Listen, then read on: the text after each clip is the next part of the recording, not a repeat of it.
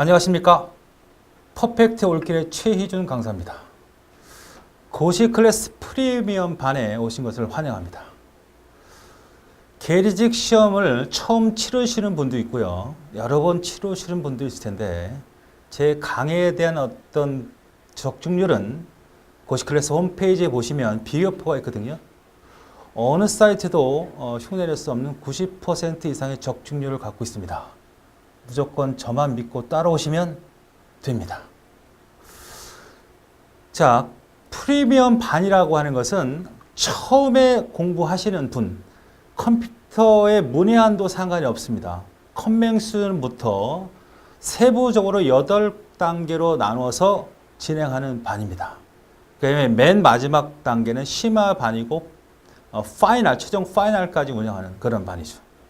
그래서 이 프리미엄 반 같은 경우는 자신이 좀 일일이 배웠거나 과거에 조금 전공을 했거나 또 혼자서 기본 강의를 듣고 심화 반까지 스스로 학습할 수 있다면 이 프리미엄 반은 들을 필요가 없어요. 그러나 자신이 없고 할 수도 없고 좀 더 체계적이고 꼼꼼한 상태의 강의와 그 방법을 찾아서 해야 될 필요가 느끼신다면, 필요를 갖고 계시다면 반드시 이 프리미엄 반을 수강하셔야 됩니다. 공무원 시험 같은 경우는요, 우리가 보통 과정의 의미가 있습니다. 열심히 노력하고 최선을 다하지만 결국은 과정을 열심히 했다고 해도 결과가 나쁘면 절대 의미가 없는 것이죠. 반드시 합격해야만 의미가 있는 거죠. 그래서 공무원 시험을 준비하시는 여러분들은 반드시 좋은 최선의 방법론을 찾아서 반드시 합격할 수 있도록 공부를 하셔야 됩니다. 그래서 프리미엄 반을 여러분이 수강하셔야 된다는 이유가 되는 것입니다. 특히 이 컴퓨터 일반이라고 하는 것은 계리직 시험의 당락을 결정짓는 아주 중요한 과목입니다. 대부분 여기서 다 실패하고 맙니다. 반드시 여러분은 이 컴퓨터 일반을 극복해야만 계리직 시험에 합격할 수 있다는 생각을 반드시 하셔야 됩니다. 아무리 열의를 갖고 있고 최선을 다하고 한다고 해도 정확한 방법론, 세부적인 어떤 전문 지식, 기초적인 어떤 개념의 용어를 정확히 이해하고 또 기술에 대한 개념을 정확히 이해하지 못하면 절대 고득점을 맞을 수가 없습니다. 그래서 이 프리미엄 반응 같은 경우는 아주 기초적인 것부터 점층적으로 확대시켜 나가는, 그러니까 처음에 기초 내용이고 그 내용을 좀 더 확대시켜서 배우고 좀 더 나아가고 점차적으로 트리 구조와 같은 형태로 진행하는 반입니다. 같은 내용을 계속 반복하는 것이 아니라 처음에는 단계별로 나눠서 처음 단계에서는 기초적이고 두 번째 단계에서 그 내용을 좀 더 자세하게, 세 번째 단계는 좀 더 자세하게, 그래서 자연스럽게 반복 학습이 이루어질 수 있도록 진행하는 반이 되는 것이죠. 그래서 여러분이 그 내용을 정확히 파이널까지 진행해 나가신다면 최대 90점 이상 만점까지도 준비할 수 있는 그런 반이 되는 것입니다. 또한 이 강의는 여러분이 최신에 들어가는 어떤 패턴, 계리직이 9급 일반직으로 바뀌었습니다. 그래서 문제 패턴이라든 내용이 좀 더 많이 바뀌었고 또 트렌드도 달라졌고 하기 때문에 그런 내용들을 계속 실시간으로 이해시키고 반복시킬 겁니다.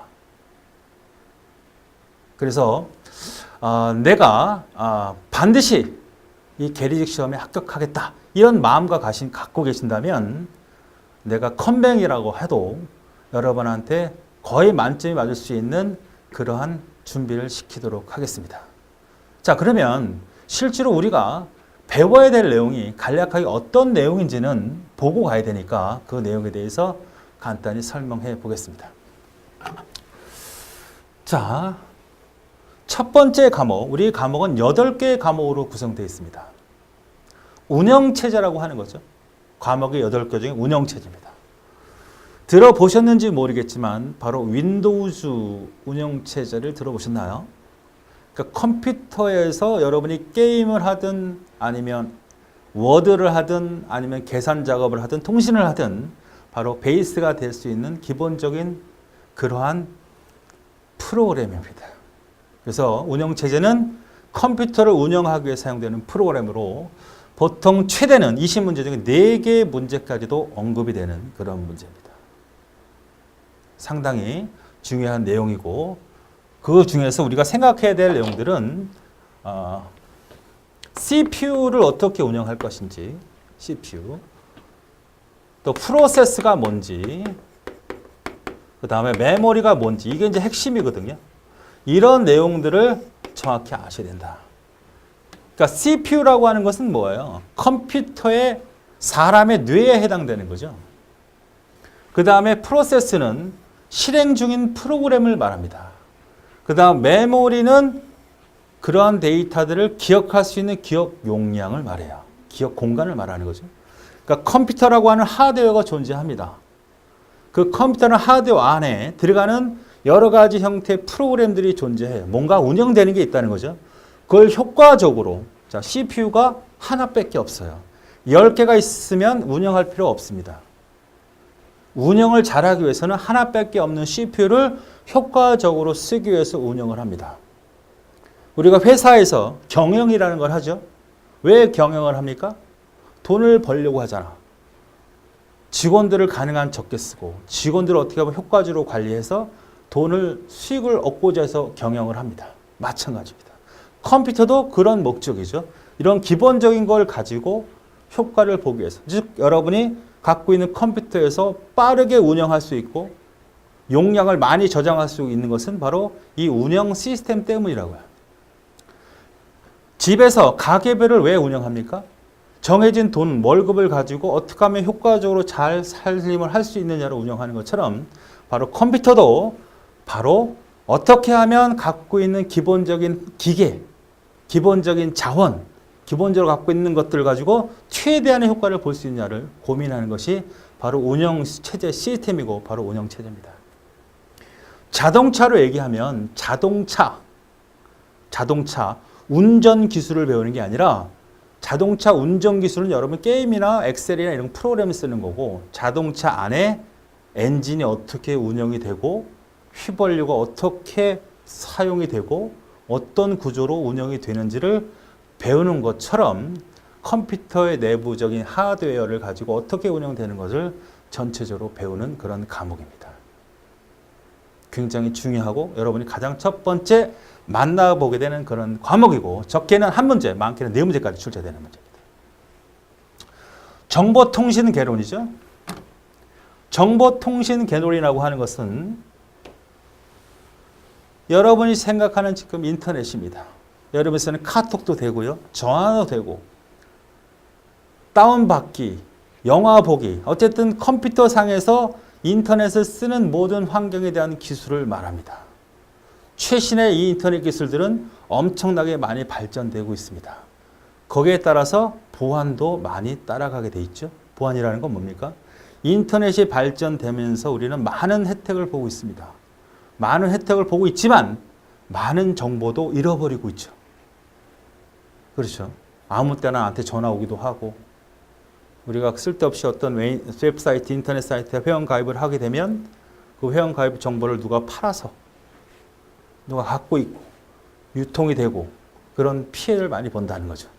그래서 컴퓨터가 어떻게 통신 작업을 하게 되며 통신의 기본적인 어떤 기계들은 어떤 역할들을 하며 또 그 용어들은 뭐냐 또 인터넷 사용되는 기술, 최신 기술은 뭐냐 이런 것들을 다뤄지게 되는 것이 바로 정보통신입니다.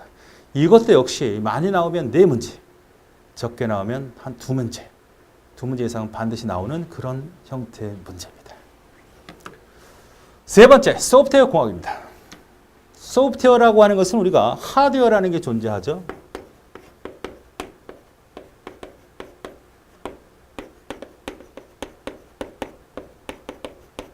그죠? 컴퓨터 시스템 2가지죠. 운영체제는 소프트웨어입니다. 기계 자체가 하드웨어죠. 컴퓨터 기계 자체. 물리적으로 이렇게 기계. 소프트웨어는 프로그램이죠. 프로그램. 프로그램을 공학한다. 소프트웨어 공학이라는 것은. 프로그램을 어떻게 하면 잘 짤 수 있느냐라는 겁니다. 최소의 비용을 가지고 최적의 효과를 만들기 위해서 개발하는 방법론, 소프트웨어를 개발하는, 프로그램을 개발하는 방법론, 노하우, 프로그램 자동화된 도구를 총칭해서 우리는 소프트웨어 공학이라고 하는 거거든요. 자, 프로그램이 뭔지, 또 프로그램을 개발할 때 어떤 형태의 단점을 갖고 있고, 우리가 소프트웨어 지금 개발하면서 가장 큰 문제가 되는 것이 뭔지, 가장 큰 문제는 건 비용 문제거든요. 여러분 프로그램 돈 주고 살려고 않잖아요. 어플 같은 것도 앱 같은 거 다운 받아볼 때도 돈이 1, 2천이라고 하더라도 안 받으려고 하는 그런 속성을 갖고 있죠. 우리나라 사람 대부분은요. 그러니까 그런 의식 자체, 그런 이론 자체, 어떻게 하면 소프트웨어를 잘 개발할 수 있고, 또 유지 보수할 수 있고, 또 어떻게 개발팀을 구성해서 어떤 기관을 통해서 진행시킬지, 이런 것들을 다 고민하는 그런 이론들을 소프트웨어 공학이라고 합니다. 이거는 많이 나오지 않아요. 보통 2문제 정도, 적게 나오면 안 나올 때도 있었습니다. 자, 그 다음 4번째는 전자계산기 구조입니다. 여성분들이나 남자분들, 수학을 별로 좋아하지 않는 분들이 가장 어려워하는 기계입니다. 기계. 회로죠, 회로. 전자회로라는 걸 들어보셨나요? 자, 가장 어려운 부분이 그쪽이고요. 기계가 어떤 역할을 하고, 이 운영체제는 CPU가 어떤 역할을 하는지를 배운다면, 어떻게 운영할 건지, 어떻게 잘 쓸 건지를 배운 건가 하면, 전산기 구조의 CPU는 CPU 구조가 어떻게 생기는지, 그 안에 구성되는 요소들은 뭐고, 걔네들은 또 뭘 하는지, 또 메모리는 어떻게 또 나눠지는지, 극히 기계적인 부분들을 이해해야 되고 사용 용도를 파악하는 그런 문제입니다.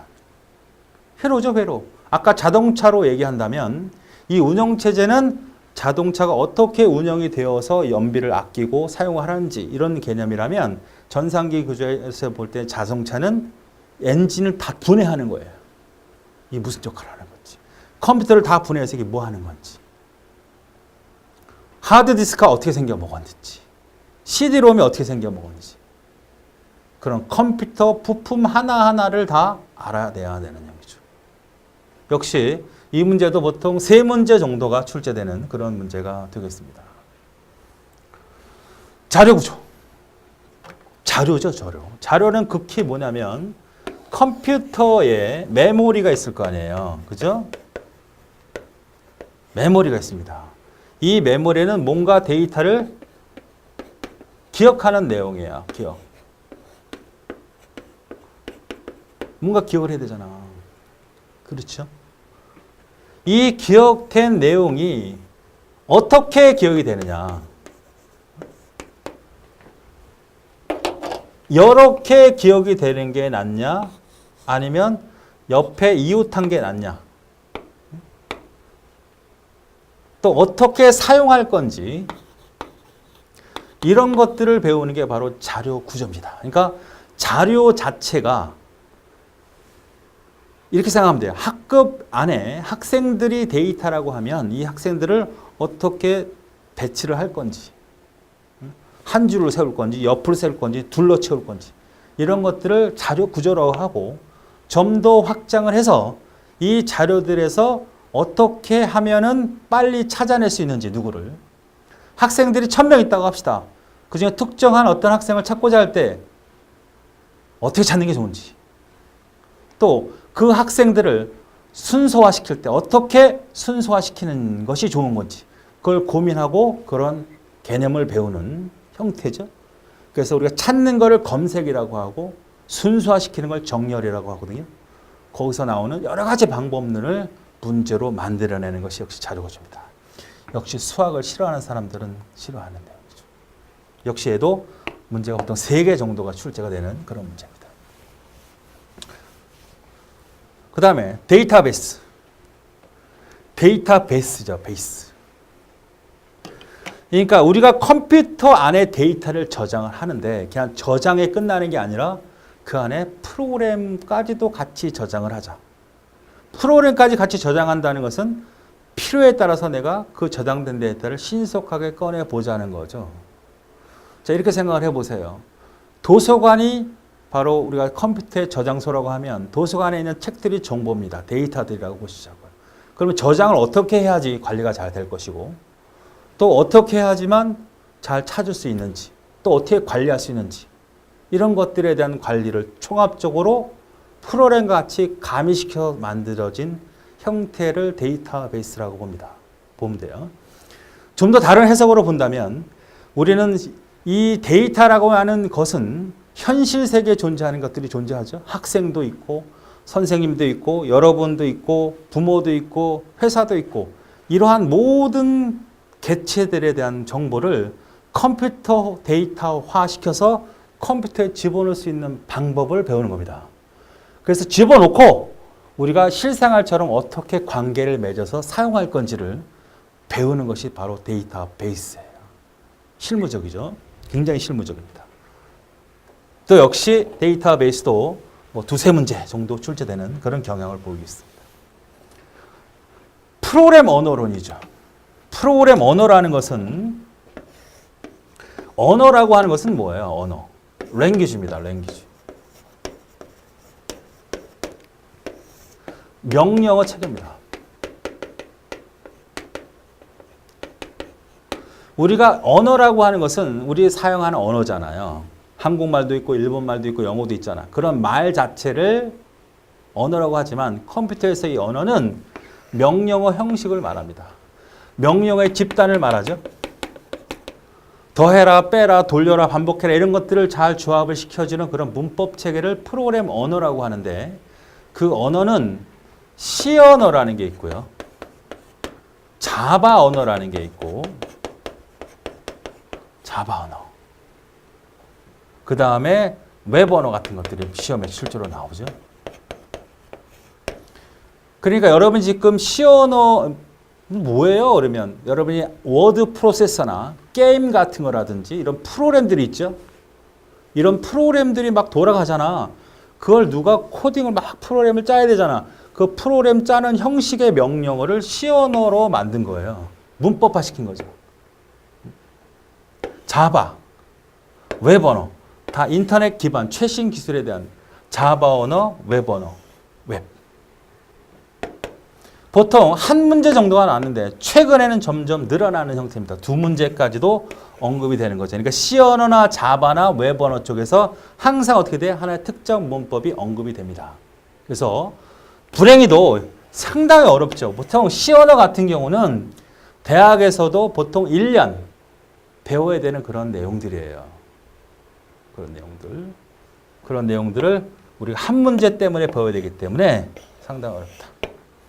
그 다음에 마지막으로 엑셀이죠. 스프레드시트 계산 형태의 프로그램 엑셀. 월급 계산하고 판매량 계산하고 하는 그런 프로그램을 보신 적이 있을 거예요.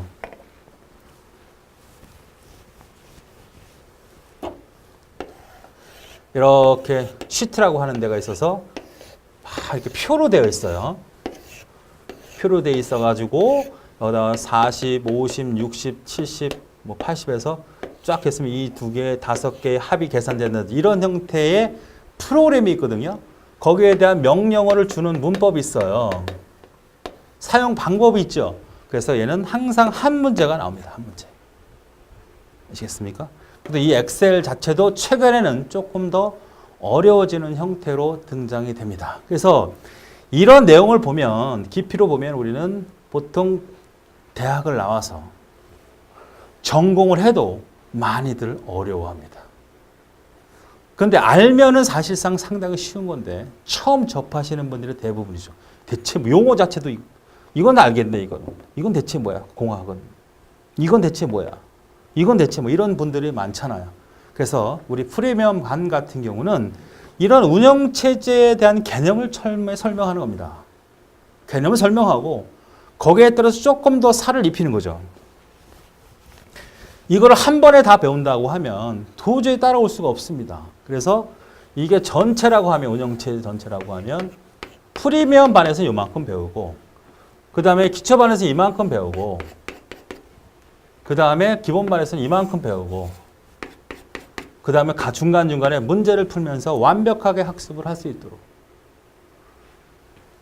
처음부터 이게 뭔 말이야? 그러면 모르잖아요. 그죠? 자료 구조가 뭔지, 자료 구조가 뭐예요? 지금 설명한 거 그런 거 같은데 한번 본 적이 없잖아. 어떻게 시험에 나오는지, 뭘 자료 구조를 하는지, 자료 구조가 뭔지를 알아야 내가 공부를 하도 생각을 해보고 할 거 아닙니까?